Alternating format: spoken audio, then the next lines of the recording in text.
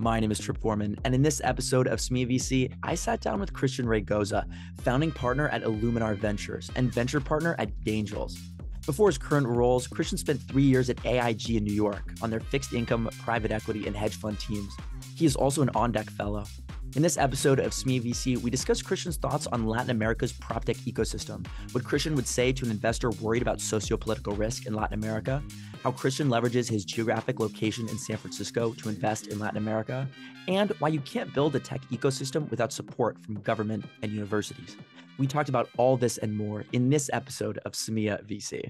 Okay, Cristian, could you start by telling the audience a bit more about what you're doing at Iluminar Ventures right now and what your role is on a day-to-day basis? Of course, and thank you, Trip, for having me on.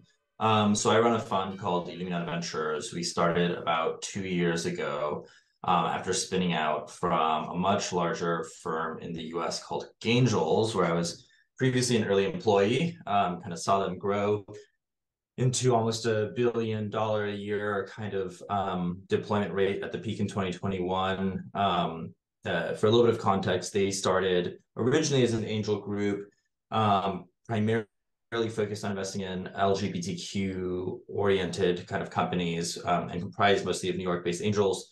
That group obviously sort of grew after 2014 as the push for sort of more inclusion and sort of diversity was going on within the sort of corporate and tech sector. And so there were a lot of companies increasingly coming to the folks at Gaingels and looking for help with things like diverse board search, talent hiring, best practices.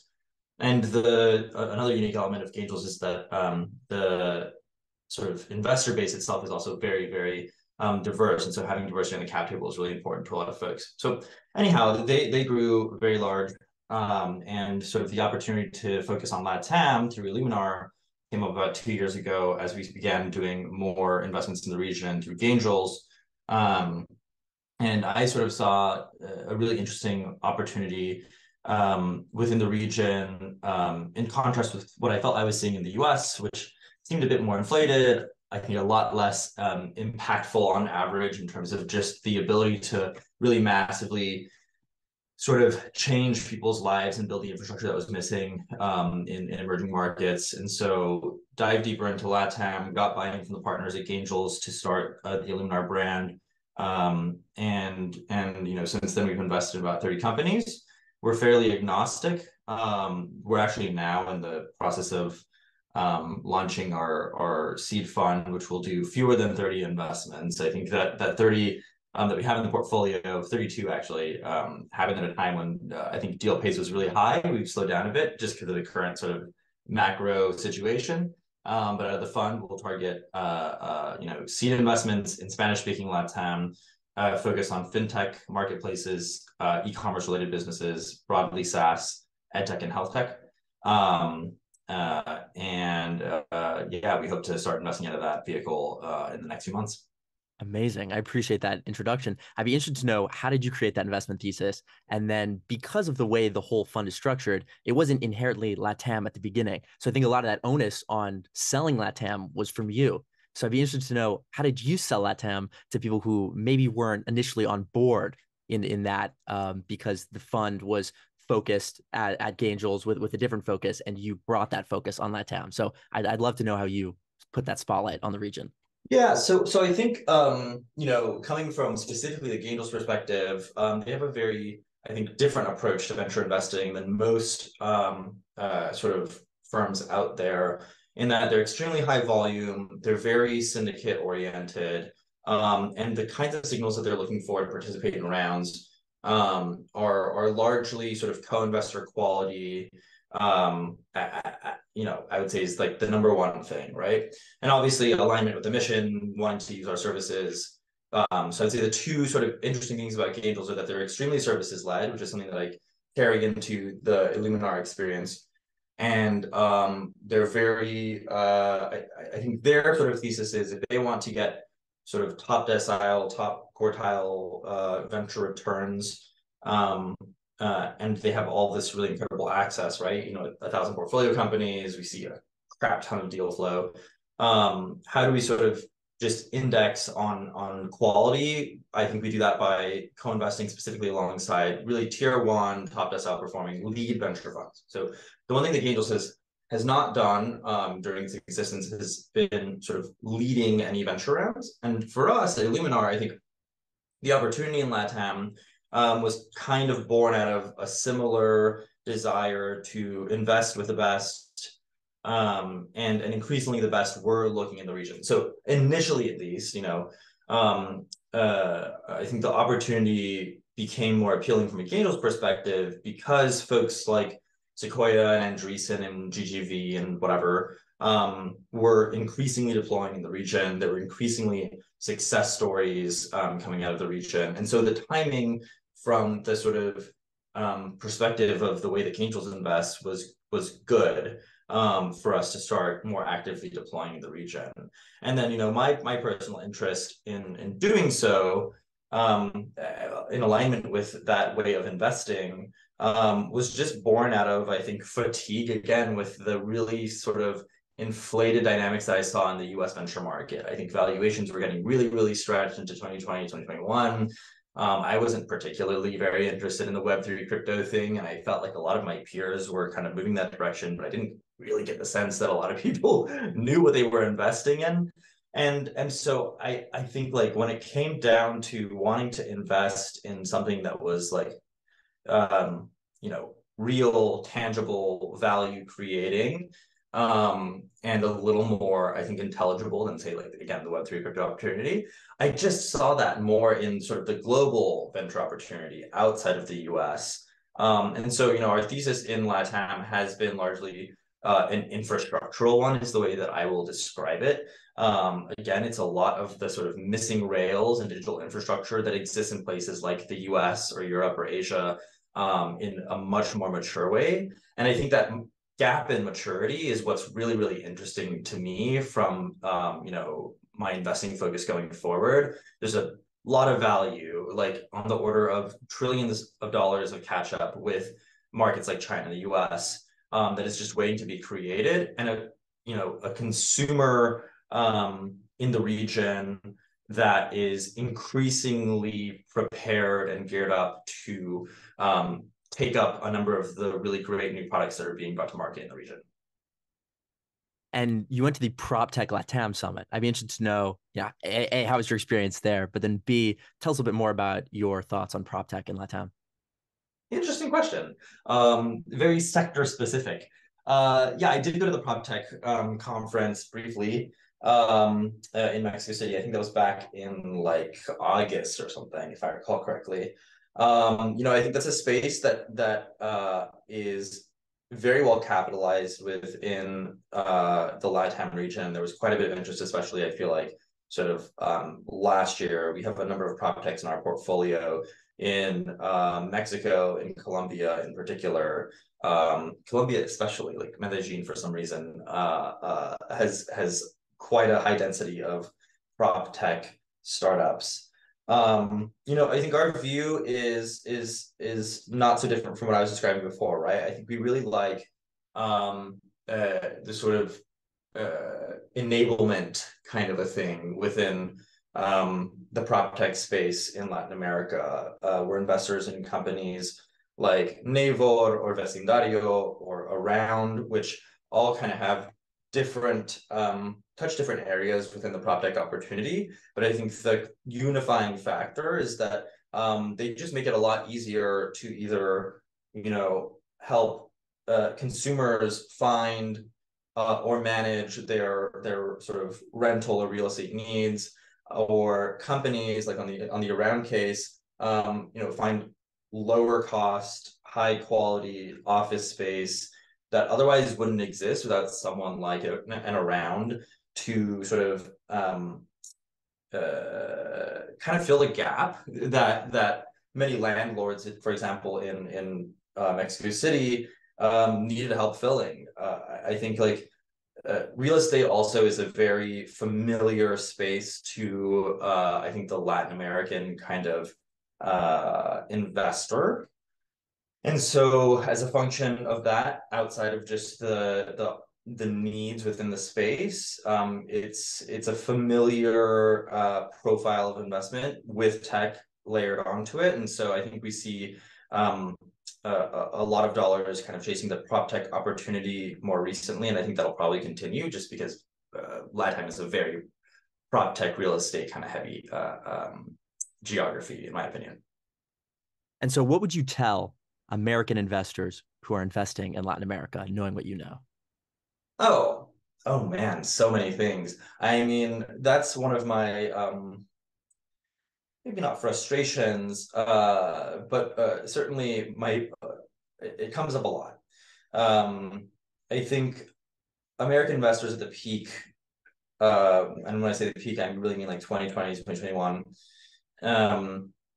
were kind of to some degree forced into emerging markets a bit more than maybe they would have been, simply because the opportunity for generating returns and yield within domestic markets was just 10 years of zero interest rate policy will kind of hamper your ability to as an allocator make a meaningful return. And so emerging markets sort of provided a new outlet for folks who were kind of potentially crowded out by an increasingly inflated, lower returning US market. And so that value was found in places like LATAM, Africa, South Asia, et cetera.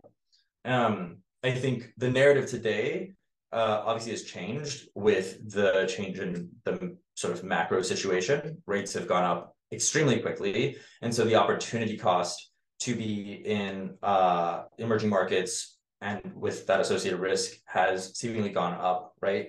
I think if you're a global allocator with a fairly cross-asset mandate, you're suddenly way more interested in investing in fixed income than you were 2 years ago when fixed income yielded next to nothing.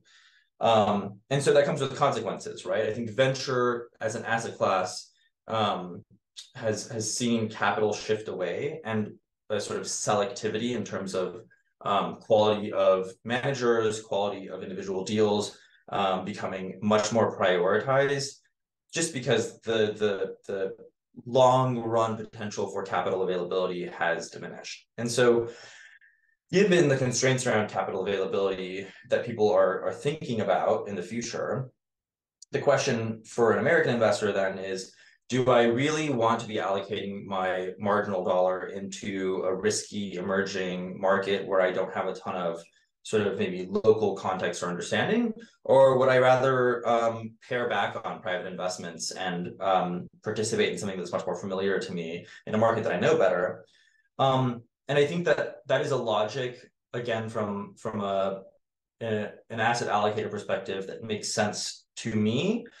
But I do think that there is a real cost to allocators who don't do the homework of trying to understand the potential for value creation in places like Latin America. And I think it's a real missed opportunity, right? I think the mix of investments within a global portfolio will necessarily have to change given the rates picture. But if I were an allocator, and I was thinking about specifically my venture bucket, I think the trend globally is more dollars going to non-US venture investments, and justifiably so, because of, again, what I mentioned earlier, just the overall lack of infrastructure that could be sort of sold in some of these markets. I think, if you're not investing in Latin America, you're going to miss out on a ton of new tech that is fundamentally viable. And I think if you're an allocator, you'll be worse off for it. I think if you're the ecosystem and you're suffering some of the consequences of allocators not necessarily looking at the region as closely, like the ecosystem will grow a little more slowly, but overall the need is really there. And I think that presents a really interesting opportunity for US investors who are willing to do the homework and take the risk of going into a market that isn't their own, is my sort of winded answer. Amazing. And you mentioned the risk. I think one of those risks that we don't really quantify in Western Europe and North America would be sociopolitical risk. We kind of take that as like the standard. But then when you look at a place like Africa, South Asia, or Latin America, it's something that, maybe is an argument in the other direction. So what would you say to that LP who's on the fence about investing in Latin America, and how could there be such tech innovation if there is the concurrent sociopolitical risk? Yeah, so I mean, sociopolitical risk can mean a lot of things, especially in Latin America. And I think we're all familiar with, a long history of potential instability when it comes to things like government mismanagement or civil unrest, which are still themes that you see within the region today. I think,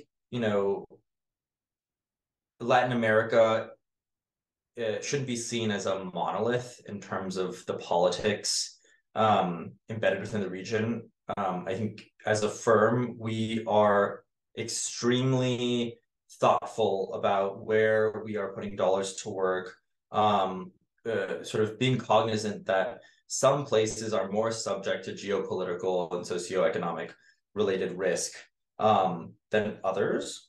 And I think that doesn't mean that they're not necessarily investable, but the risks embedded in those economies, I think, have to be accounted for. I think, there are interesting trends, I think, that could be either positive or negative for the venture opportunity within the region. Obviously, the thing that everyone is talking about today is sort of the turn toward the left within sort of the ruling parties in a number of the Latin American countries, and especially in sort of the two biggest, right, Mexico and Brazil, as well as Colombia. And I think like the turn toward leftist, more populist politics can be risky in a world where authoritarianism starts to seep in to the political context. And I think that there are sort of hints of that within certain markets, but I'm not as terrified of it all as I think maybe folks local on the ground in places like I won't name countries because I have relationships with various government folks, so I don't want to start pointing fingers. But I think there's a lot of fear among particularly the moneyed kind of family office crowds on changes to policy that could be, in their eyes, very catastrophic. But the way I see it, I actually think that it's less catastrophic and something that you potentially also see in the US, right? I think it's often changes to tax policy, changes to sort of infrastructure and energy policy. And I think that does ultimately impact highly wealthy people in the region. But I also think some of the sort of catastrophizing is a little overdone. And I also think the populist narrative is not necessarily a negative for the entrepreneurial communities in some of these countries, right? Like when I speak to certain senior government folks in certain countries, they're much more interested in things related to natural resources, energy, and these very, very large projects. I think from a populist standpoint, having local entrepreneurs doesn't necessarily hurt sort of folks in leadership. If anything, they can kind of point to a growing, maturing local ecosystem of sort of thriving entrepreneurs and see that as a win. I think inequality is a really big issue across the region. And I think that there are ways that, potentially more populist leaders can harness the entrepreneurial opportunity to actually try to create equalizing forces for their communities if they're smart, right? Like I think we're at the really early innings, and a lot of policy has yet to catch up with supporting the entrepreneur. But I'm definitely seeing, especially in some of the larger economies, a concerted effort to try to do things to be supportive and not hurt the sort of tech opportunity within some of these countries. So I would love to hear about where you live. And because I know that answer, past guests like you, like Ivan and Ivan Montoya talked about how he leverages No, Ivan, being very yes. Of course, and connecting in a verbal sense to the fact that he leverages his position in San Francisco and Silicon Valley and invests in the region. So I'd love to hear about how you leverage your geography, and then how often you're traveling down to the region, and being down there as well. So I'd love to hear about that whole arc. Totally. So I think sort of, not to totally repeat what Yvonne said, but I think being in the Bay Area, which is where I live, is very helpful because we ultimately see ourselves as cross-border investors at Iluminar. We leverage our really strong relationship with Gaingels to, bring access to the US market for Latin American entrepreneurs who, by virtue of being in places like Buenos Aires or Bogota, just don't have the same kind of network as one might have if they were building a company in San Francisco or New York. And so my being here, I think, uniquely provides the opportunity to see what's going on within the domestic sort of US tech and VC ecosystem and bring those sort of learnings and observations to LATAM, which is a completely different and independently thriving ecosystem, but one that really benefits from someone like us who can help connect really talented entrepreneurs in the region with US-based venture funds who have a long-standing history and track record of building billion-dollar businesses, bringing really deep strategic expertise, but who maybe aren't as often in Latin America seeing the opportunity and meeting entrepreneurs, right? So I think being here, provides an advantage in terms of being a helpful connector in a cross-border way, helping bring more capital to Latin America from the US, being sort of a champion and advocate for what is happening in the region among my relationships in the Bay Area, New York. And I think that's really valuable. I think the other component too is seeing what's going on and having grown up in the US context, lets me do a lot of the comparing and contrasting between the sort of level of maturity of the ecosystem here in the US and identifying what might be missing in LATAM and trying to sort of prioritize allocating resources to those types of problems. The big glaring one for me is the opportunity to develop and place talent more efficiently within LATAM. Anyone who's ever heard my pitch knows the story that I tell, which is like, if you're a computer science major at UC Berkeley on day one, you're like, I want to work at Google, Facebook, whatever. And then the Googles and the Facebooks come on campus and they tell you about their internship opportunity, and the culture is very understood to you. And the curriculum at the university is very much geared toward the needs of the private tech sector today. And then those students eventually do the internship, join full time. There's a lot of this like sort of talent development going on from day one because the cultural opportunity is so well communicated. And I don't think that that communication is necessarily happening in LATAM right now. And so what we really want to do as a firm is, we're really ecosystem focused. Again, the Gaingels thing, we're co-investors, we don't lead. And so that gives us the opportunity to do things that lead investors might not have as much flexibility to do, such as helping build out some of these ecosystem level infrastructures. And that includes working with universities in places like Mexico and Colombia, working with government to try to push forward with building the infrastructure that I see already built in the US, and connect our portfolio companies with that infrastructure. At the end of the day, if you don't have people who have a good framework for understanding how to operate an engineering team or do growth roles or any of these like sort of in-demand, low supply kind of skill sets, you just can't build great companies. And so we really want to leverage our understanding from the US context and try to expedite the growth of that ecosystem in Latin America. Totally agreed. And okay, so finally, I'm going to ask Peter Thiel's famous contrarian question, but with a uniquely Semilla.VC twist. What important truth do you believe that very few people agree with you on, specifically about Latin America? Yeah, I mean, so important truth that people aren't seeing related to Latin America. Well, I mean, I would actually probably go back to what I was literally just talking about a second ago, which is, the capital has arrived. And I see the capital sticking around in large part. And I think that,